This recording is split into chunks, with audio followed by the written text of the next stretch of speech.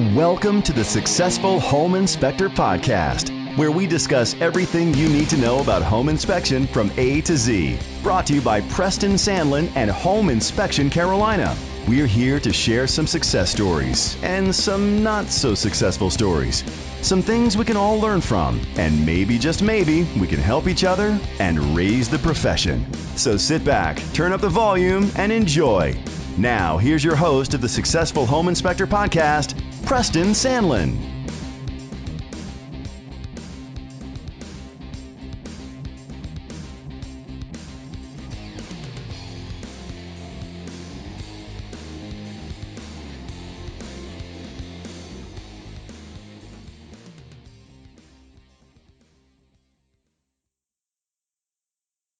Guys, let's face it, Yellow Pages are dead. The old days of calling your company AAA Home Inspection and expecting to get calls from that by being number one on the Yellow Pages don't work anymore. Today, you got to be number one on the search engines. That's Google, Yahoo, Bing, or a couple of others. Billy Borner from St. Louis knows how to do this. He has been number one for quite some time, and it brings him thousands of dollars each month. I've talked to Billy, and he's decided to make this available for you. SEO Secrets. And he normally charges $49 for this instructional video, but for our listeners, we've worked out a deal where it's $39.95. For $39.95, you can bring thousands of dollars to your company each month as well. Go to the homepage, thesuccessfulhomeinspector.com, and look on the tab SEO Secrets. Click on that and go to Billy's link. All right, listeners, I've got a special treat for you here this evening. I have a good friend of mine, Bill Collins, out of Nashville, Tennessee. How you doing this evening, Bill? I'm doing great. Well, Bill, tell us a little bit about you, and tell us a little bit about you and what's the name of your company, and a little bit about you. We'd like to get to know you personally. Well, my name of my company is Ultrasound Home Inspections, and we are just located south of Nashville. I was born and raised in Tennessee, and I was raised on a farm and had a dad for an engineer, and so I've always been involved in building. I loved to build when I was a child. I was framing at the age of 13. Wow. And my great uncle owned a commercial construction business, and so at the age of 16, I got my first job there, and I worked every summer on my summer vacations through high school and college for him. And I'm one of those kind of weird kids. I just loved it, and I couldn't get enough of it. Nah, you're not weird at all. And Kimpy, your wife, she put up a picture. You got a workshop in your garage too, don't you? You do well, some yeah. woodwork. I've got a detached garage, and before when I first started my home inspection business, I needed an additional income, and so. My dad was a cabinet maker as a hobby, and so he's been passed away for about 20 years, but I have all his tools in my shop, and so I got into the kitchen cabinet business along with home inspecting to help me with my income until my home inspection business took off. So Kempy and I, we built custom kitchen cabinets for probably about 4 or 5 or 6 years for a contractor and a few designers, and so and that helped me get going, and once our business took off, and that kind of dried up, but I enjoyed that as well. Cool.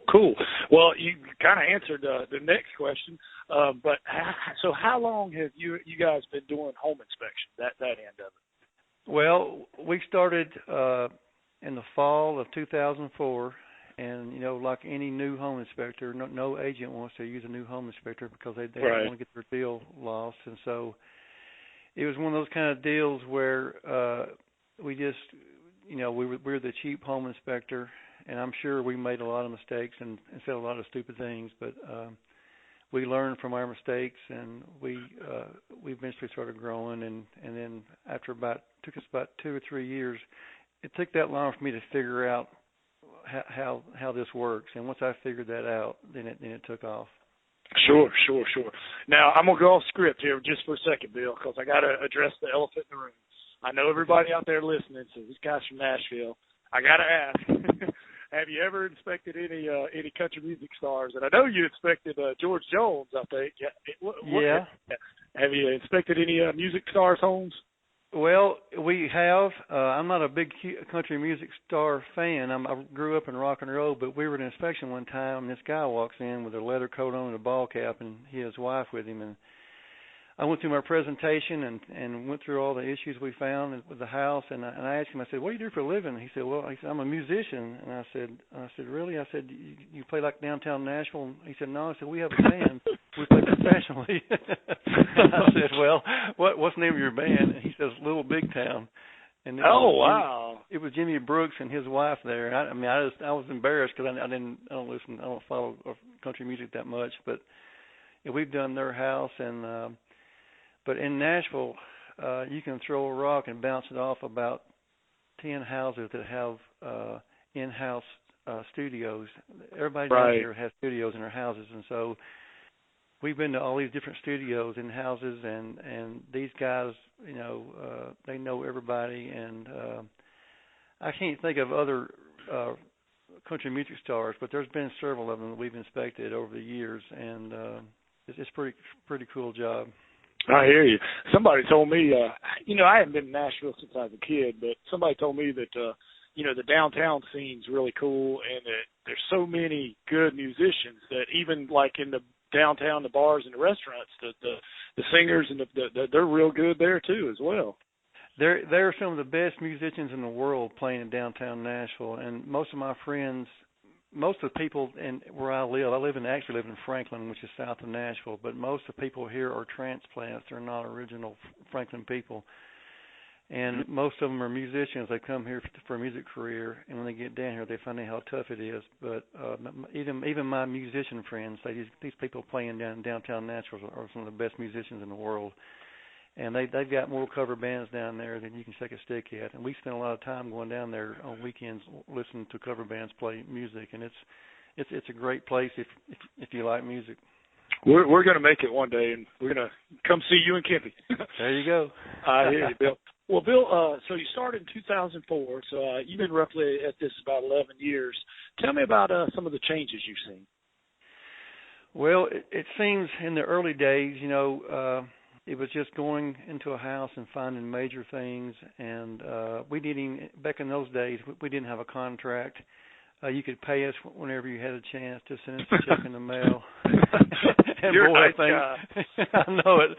Things have changed since those days. Of course, we have a contract. We had, of course, in 2006, Tennessee passed a law where we had to have a license and we had to be fully insured, and they tell us how much insurance we have to have, and we had to go to a 90-hour school, pass that school. We had to take their state test, which was about 200 question test. We had to pass that, and then we had to provide them a proof of insurance.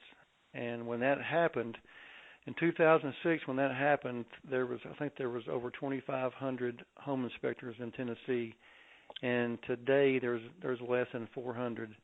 Wow.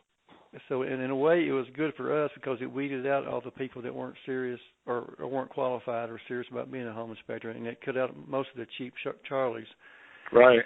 But today it's a lot different. Everything you have to have a contract signed, and we take MasterCard and Visa, and it's all done over line, and we're a lot more automated. And people today, when they move into a house, they expect that house to be perfect and nothing to be wrong with it, and they think after you inspect it, they're never going to find and the issues are resolved. They're going to be a perfect house, and it's just not how it is. It's not realistic. Yeah, and it's funny. 10 years ago, I don't think they expected that. I don't know what happened. No, heck no.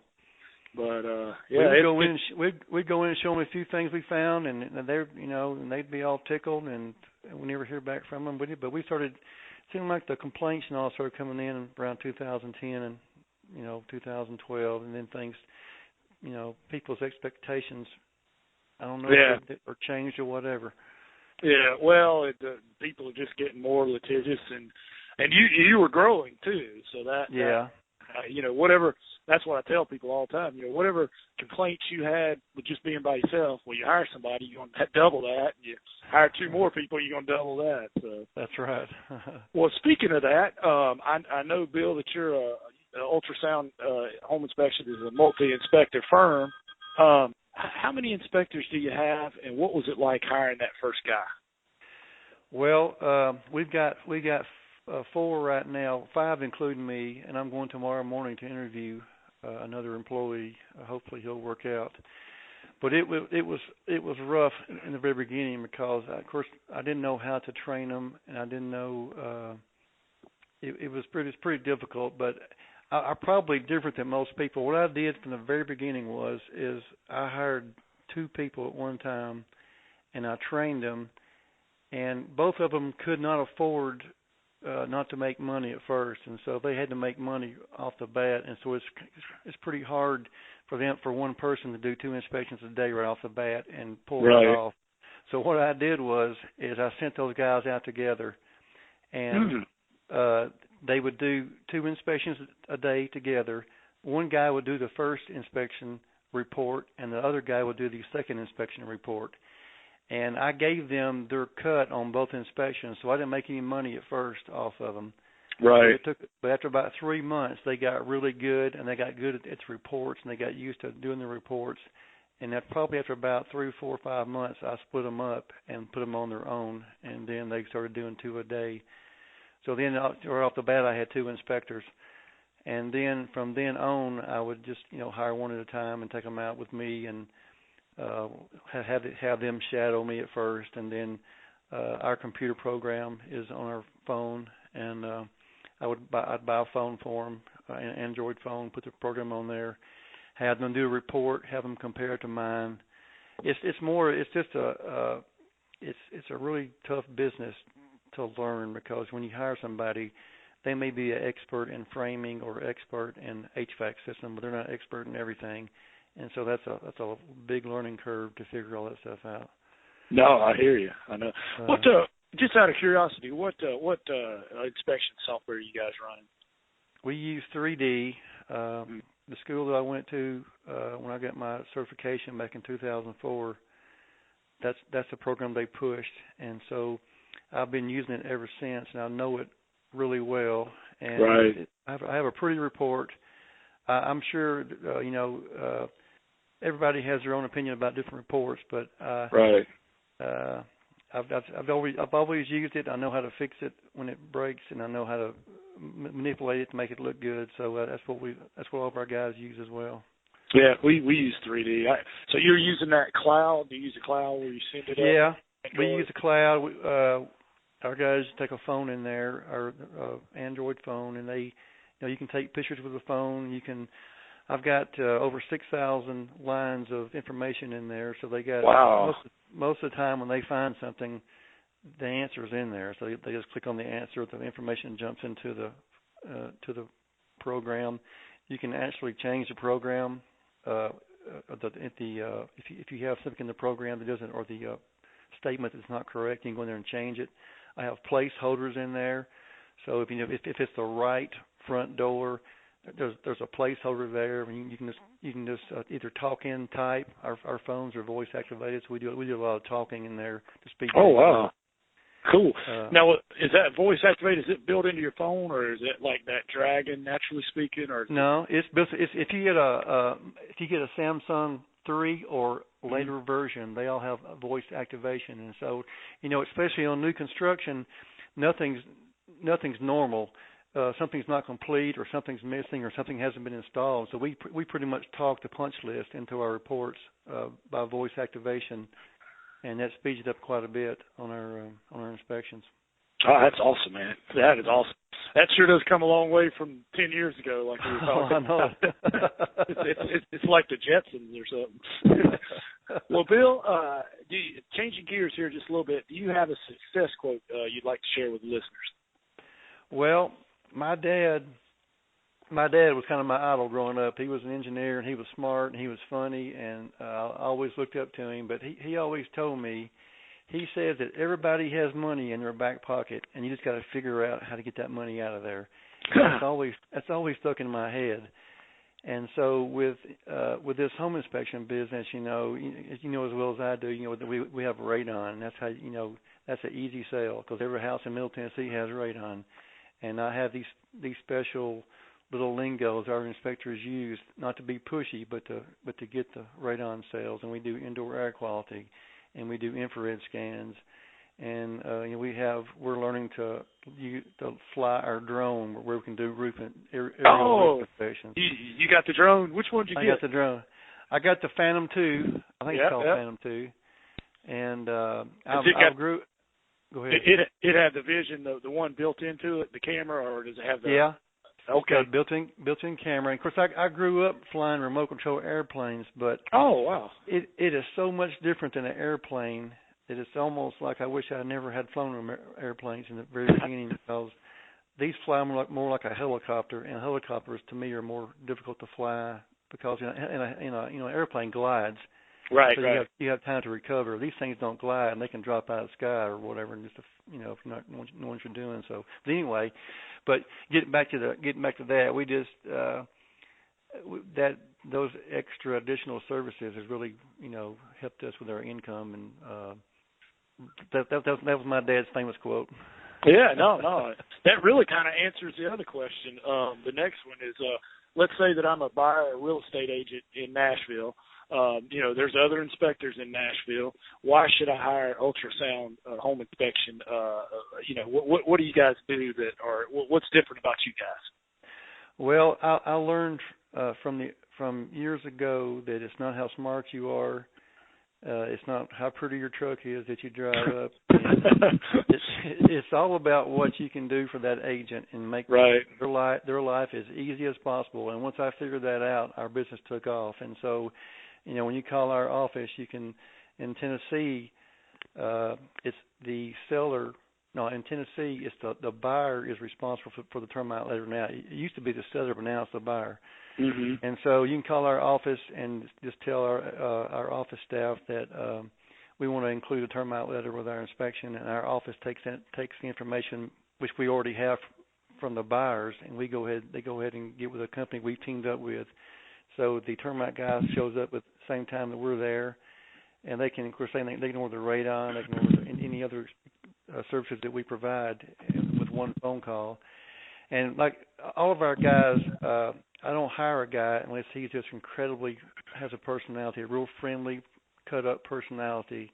Right. So the inspections are a lot more fun, and the people, the nervous home buyers are a lot more calm when they go in there, and we start cutting up with them and laughing and talking to them, and it's just a really relaxed environment. And so I think that's what's made our business grow so much is that, and I'm amazed each year how we just keep getting new agents, and now we can't. The only complaints we get now is we don't have any slots available for the next 2 weeks. Yeah, we were talking about that on the pre-interview, and it's a good problem to have, but it's still a problem. It's still a problem. I'm glad you said the thing about not the person with the prettiest truck, because I've had some ugly trucks. I've had my share of ugly trucks. Well, Bill, tell us what do you do in your spare time? Well, I'm a workaholic. I love to build. I love to build. I'm always building a barn or cabinets. Right now,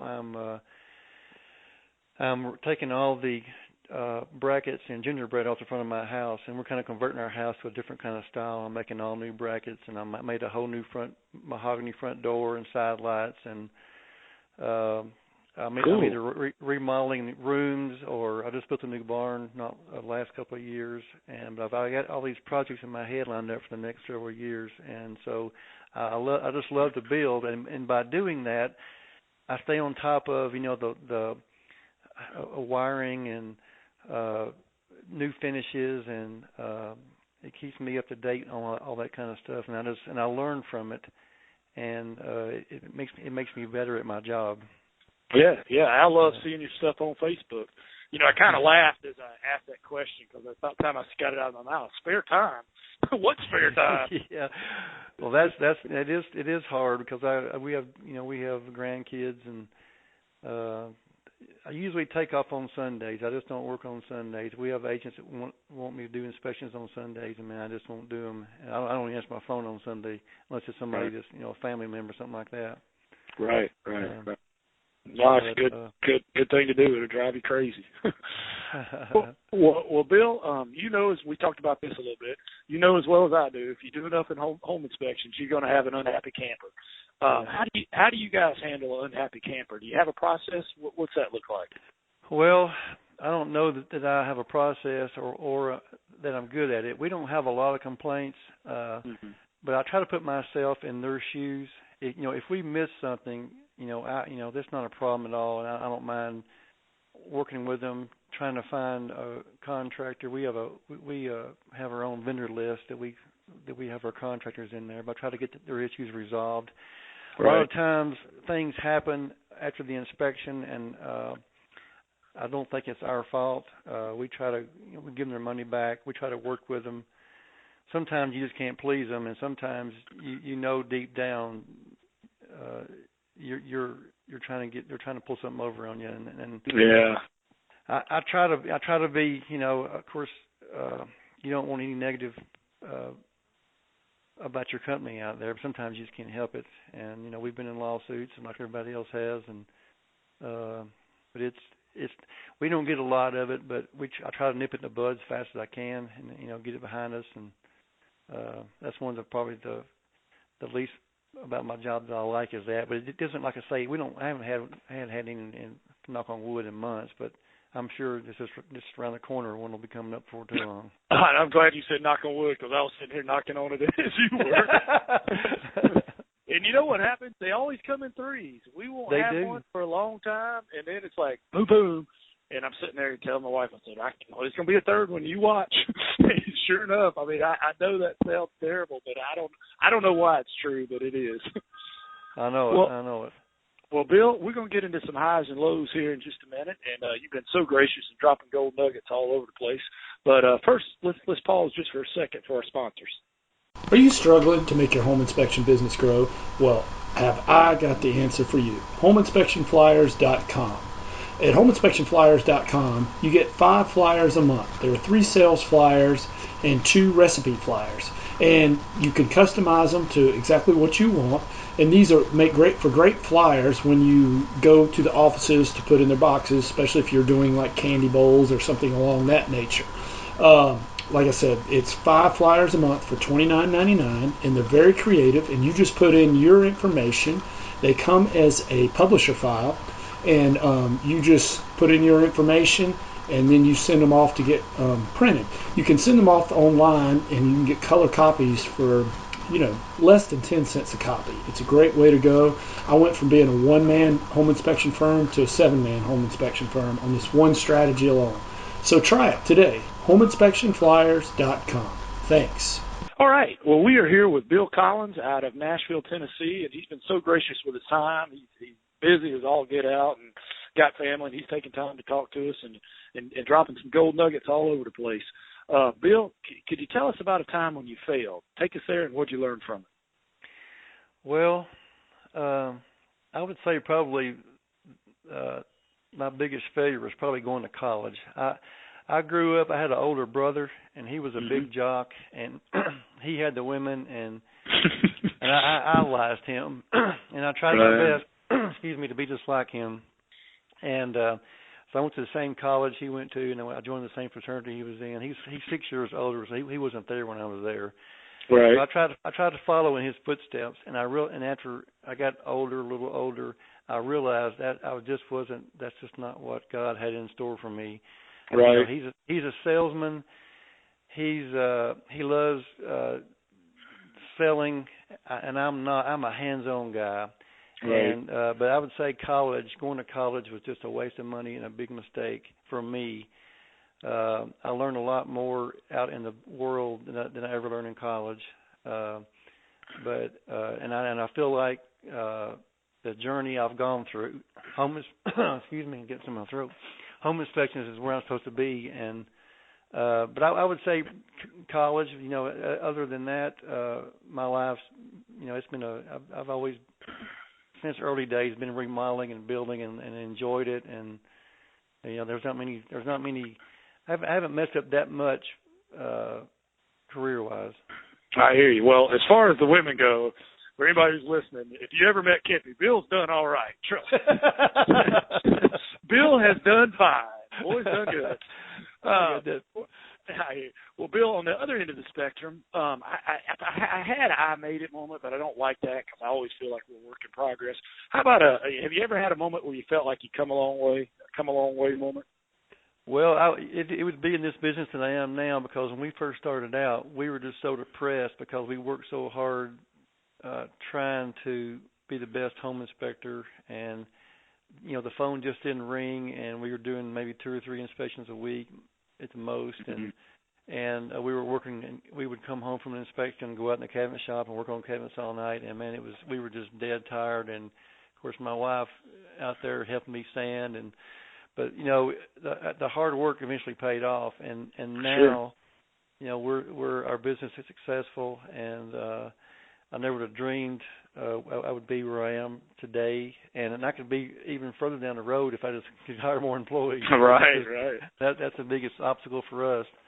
But now I'm starting to work less out in the field. I take off on Fridays now because I get 4 days is enough for me, and hopefully when I get more inspectors going, I'm going to start backing more away from the inspections and get more into doing what I like to do best, going out to the offices and working on marketing material and, you know, things like that. I hear you, brother. That's and you know, we were on similar paths. I got the same problems.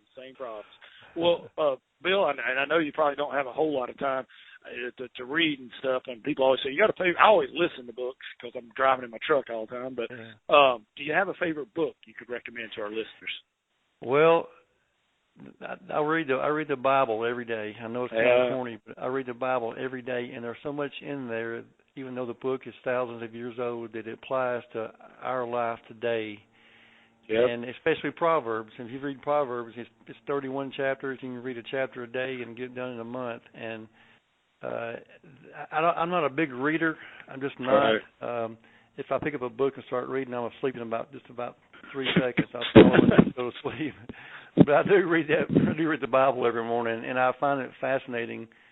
And I go to church every Sunday as well, so that book just fascinates me. How it's still you know, relevant to this day. Yeah, relevant to this day. Yeah. I hear you. No, I'm with you. In Proverbs, that's actually my favorite too. Well, Bill, we talked a little bit about some of the changes you've seen. If you had a crystal ball, you have any idea how the home inspections are got any predictions of how it might change in the future? Well, you know, I thought about that. If you go to an ASHI convention or home inspection convention, man, those guys in there are old. They're all whitehead just like me, and you know, and of course, you know, during the home inspections, you I don't know about how it is in North Carolina, but in Nashville, all the construction guys are now Mexican, and so they're learning all the new ways to put up trusses and all this kind of stuff. So I'm thinking, you know, when these older home inspectors retire, the next generation is going to be, I would think, Mexicans, because they know how to build the trusses and do all the kind of things that, you know, that in building. Because most of the younger generation, Caucasian, they're either going to college or, you know, they're technical people, things like that. Most of the construction guys are Hispanic, so I just don't see. I see it's going to change, but I think most home inspectors are old and they're going to start retiring, and it's just going to open up the, you know, opportunities for the Hispanic people.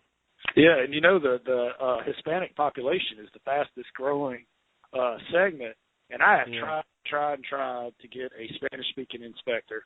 You know, I took Spanish in high school, but I took that Spanish for football players. You know, which was pretty watered down. I think all I remember is Donde está el baño, which you need to know that if you ever go to Mexico. But other than that, I can't remember. But I have tried and tried. I think I'm actually going to try to run an ad in the Spanish paper. But I'm open to hire a Spanish inspector. Well, Bill, one thing that kind of bothers me, I know this probably happened to you. You ever been thrown under the bus by a contractor? Yeah. Your home inspector should have caught this. How do you handle it, or do you have any ideas of how we could? I don't think we could ever stop it, but at least contain it a little bit. Well, one thing, and it's going to happen no matter what. But one thing that we do is we have a vendor list that we send out in our reports, and we also have it on our website. Mm-hmm. And on that vendor list are HVAC contractors and plumbers and electricians, and we've made friends with those people. And so we try to refer our clients to these people. We know them and we trust them. And even mold remediation, people like that are on there as well.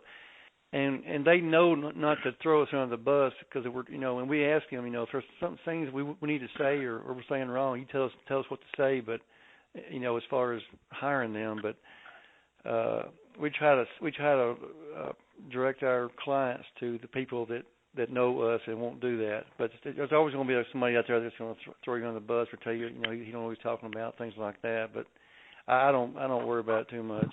Yeah, well, we do the same thing. And for all the listeners out there, I'm not saying we don't, but I always tell the contractor, if we miss something, call us, and we'll figure out a way to fix this and get it taken care of. But don't throw gas on the fire, so to speak, by saying, "Oh my gosh, your inspector should have seen this," and it's just they just want to agitate the situation. But most of the time it's like.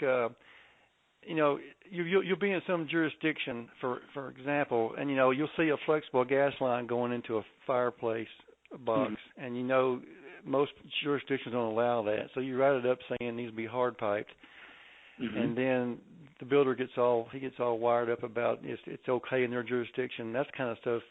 He's a stupid home inspector. He don't know what he's talking about, things like that. Right. Most of the time, it's the interpretation of what we think should be there. Hardy board siding.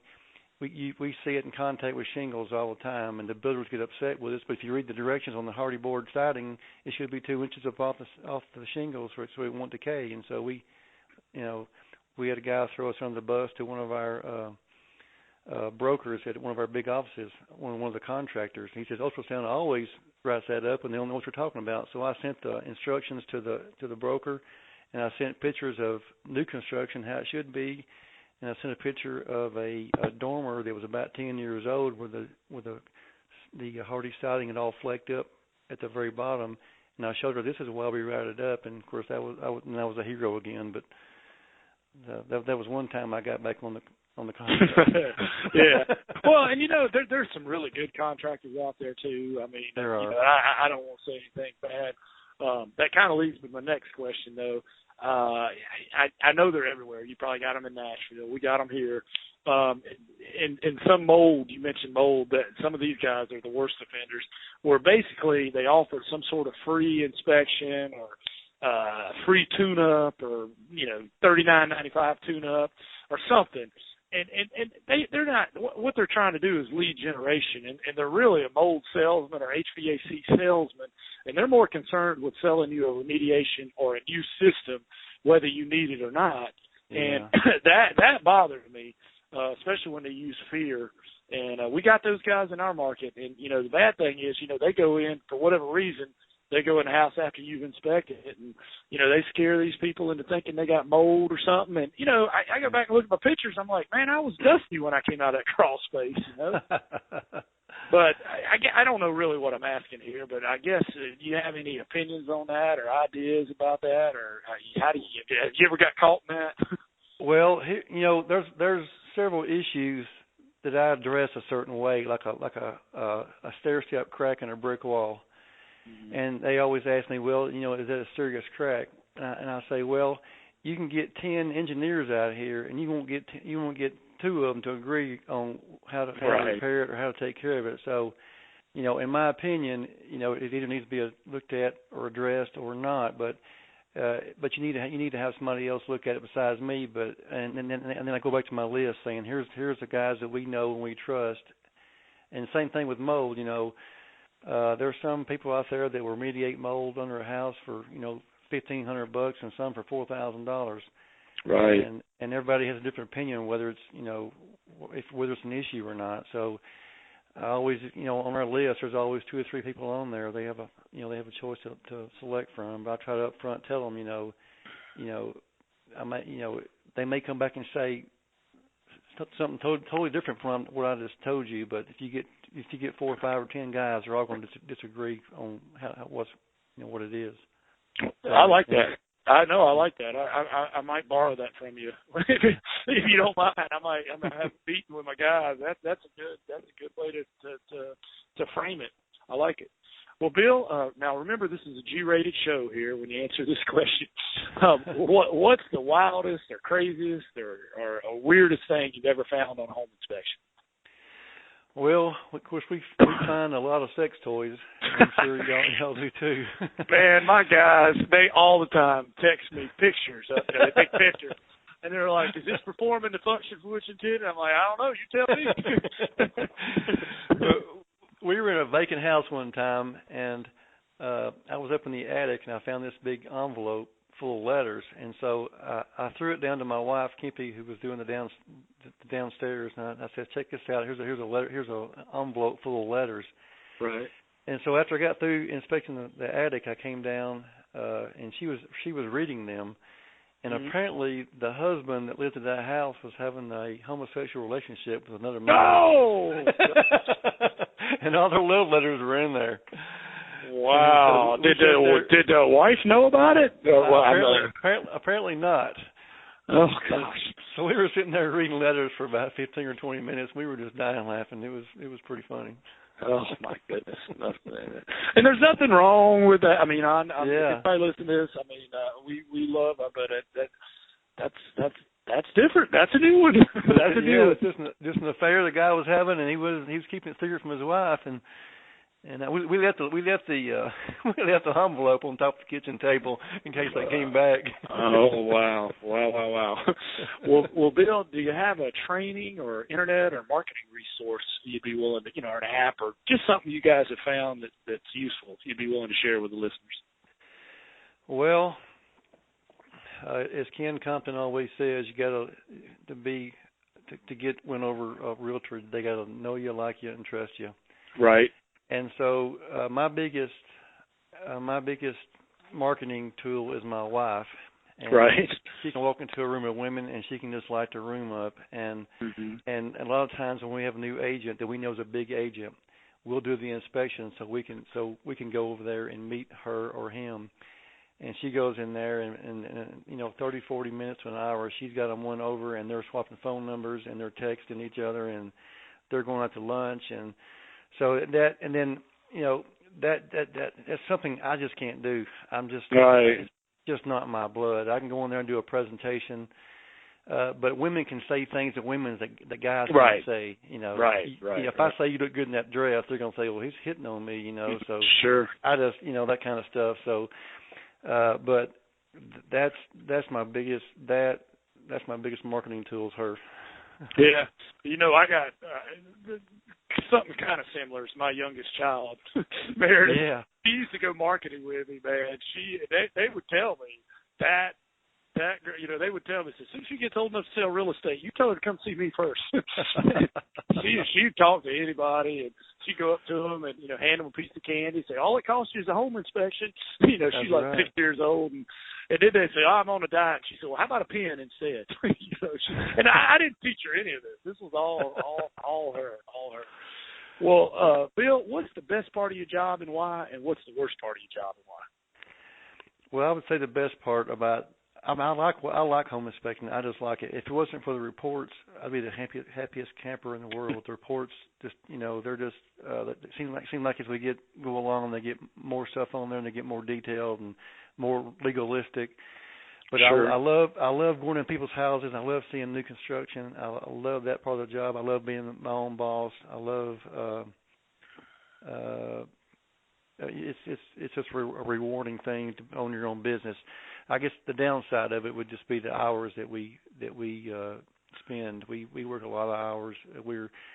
I don't know about your business, but these realtors somehow they'll get Kimpy's phone number or my phone number, and we get texts all through the night. Oh yeah. Till bedtime, and we get them on Sunday mornings, and when they call the office and there's no opening appointments, they'll call and start texting Kempy, can you work us in somehow? And when you're one of the biggest agents, man, you got to take care of them. And then you end up working 3 inspections a day and working on Saturdays and working on holidays. We got three of our guys working this Monday, Memorial Day, working to keep up with all the demand. So that's a down part. You just work so much, but and, we get a little break in the winter time, but we that's the downside. But the good side is, I would rather do what I'm doing now than go back to the corporate world where I had to wear a suit and tie and it was 8 to 5 and you had to work for the man. Even though I had a month's vacation and I got the peaceful vacation and I got to have fun at work, I wouldn't trade it for what I'm doing now.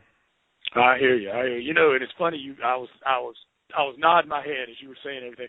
I got a text today from a broker in charge, and it was like, Preston, I called your office. Y'all booked up, 10 days. I got to have this inspection. They're the broker in charge of the office, and I called my girl, and I was like, is there some way, somehow, and, but it's like that all the time. You can't let one of your best people and, it's like we said, it's a good problem to have, but it's still a problem.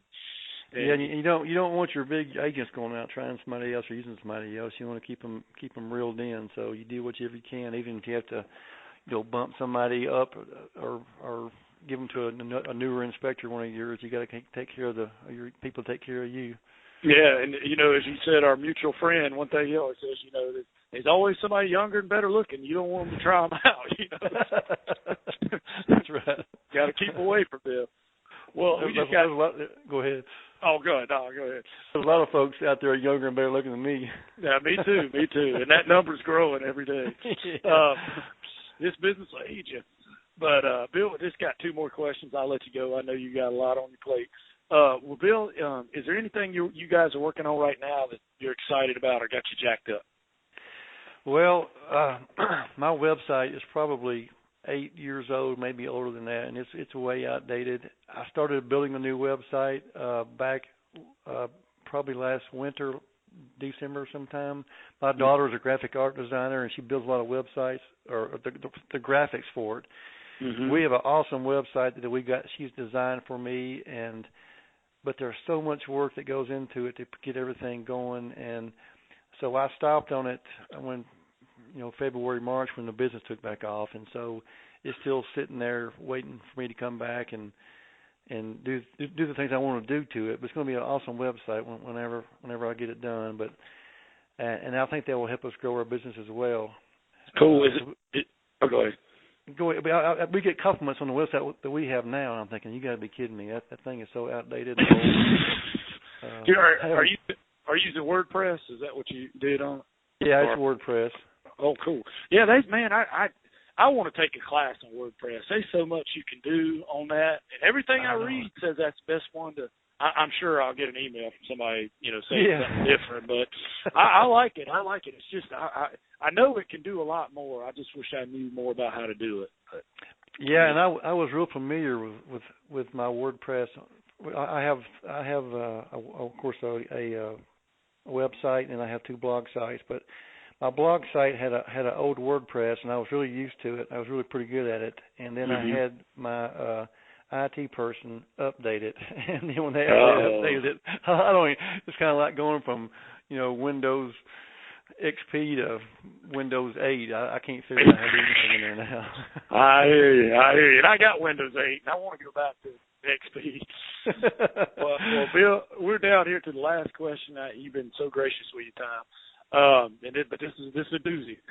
If you move to a brand new town equal to the size of Nashville, all right, and you had to start all over, but you have all your equipment, all your training, all your guys, everything's the same. It's just you don't know anybody. So basically, you got to start marketing, and you got $5,000. What are you going to do? So basically, it's what are you going to get the most bang for your buck for with that $5,000? What would you do? Well, I would do what we did. That took our business off is you go into the real estate office and you start being friendly with the gatekeeper, and then you try to talk them in and let you put a candy house in there, and you find 2 or 3 offices. We only take care of 3 offices close by us. All the rest of our business is referral. Mm-hmm. But I'd pick out 2 or 3 offices, because if you get more than that, then you do a lousy job trying to keep those offices up. Right. And then I would put a candy house in there, and I'm not a big fan of brochures, but those agents are, so I'd give me some cheesy brochures put in there, and I would just go in there every chance I could and fill that candy house up and then start talking to agents, and because it's all about like me, know me, trust me. You can be the smartest person, have the engineering degree, but if they don't know you, like you, trust you, they're not going to use you. That's right. And I've learned that through ads and papers. I've been talked into putting ads in a paper, or putting an ad somewhere. It just doesn't work. If they don't know you, like you, trust you, they're not going to use you. So it's all about building relationships with the agents, and you have to do it one at a time. And those presentations of taking them breakfast, try to be funny, try to be personable. They don't care about technical stuff. It's all about what you can do for them. And it's all about they like humor. I know those agents like your fancy britches, and I got them on as we speak. I'm getting ready to go talk. One thing I've done is, and I hate to give all my nuggets away, but I'll go in there with a sweatshirt on, or not a nice pullover shirt, and I'll do my presentation. And sometimes once they get to know you, sometimes I get an hour and a half to talk. Mm-hmm. But you go in there and you talk, do a little spiel, and you do little funny lines and everything. And then at the very end, I pull my pulled over shirt off, and I have a bra on up under, a big old huge pink bra. And I tell them, I says, this is how you should think of me. He says, I'm going to support you. I'm not going to leave you hanging. I'm going to make you look good, and I'm always going to be close to your heart. And so they're in there just dying laughing when I do that, and then before long, I'll be at some party or whatever, and they'll say, "There's the bra guy. There's the bra guy." I'm sitting here thinking now, man, I'm getting ready to go talk to someone. I wish I had a bra. It's cheaper having pants made. I tell you, man, I like that. That is awesome, Bill. That is awesome, man. You pull the shirt off, man. Their jaws just drop. They're like, this guy is crazy. I'll tell you, stand there with a straight face, and you just start talking, and you just tell them those 4 things. I'm going to support you. I won't leave you hanging. I'm going to make you look good, and I'm going to close to your heart. That's awesome. I'll tell you a quick story. I'll let you go.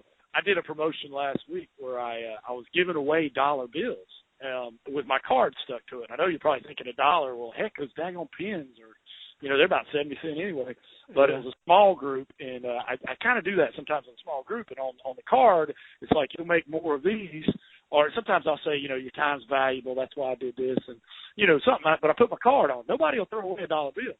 But the funny part of this story is, I got to have a whole bunch of dollar bills to make this work.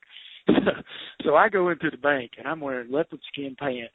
And I go up to the teller, and I said, can I have $300 in ones? And they're looking me up and down, those leopard skin pants, and they're like, what kind of business are you in? I know where you're going. I know. The other lady's like, shouldn't you be giving them the ones? Shouldn't you be depositing the ones? But anyway. Well, Bill, it's been fun, man. You've been more than gracious with your time. What's your Facebook page? We can get the listeners to go give you some likes on Facebook. You got a business page on Facebook? I do have a business page, and that would be a question for my wife. Probably ultrasound home inspection. Yeah, if you type in ultrasound home inspections, you should get close to it. Okay, cool. And then is your website ultrasoundhomeinspections.com? Yeah, our website is ultrasoundinspections.com. Cool. It's our website, but bear with me. It'll be updated in the next year or so, maybe. Cool. Well, guys, if you got some value from Bill, and you did, go give him some likes on Facebook. I know that helps out his SEO a little bit.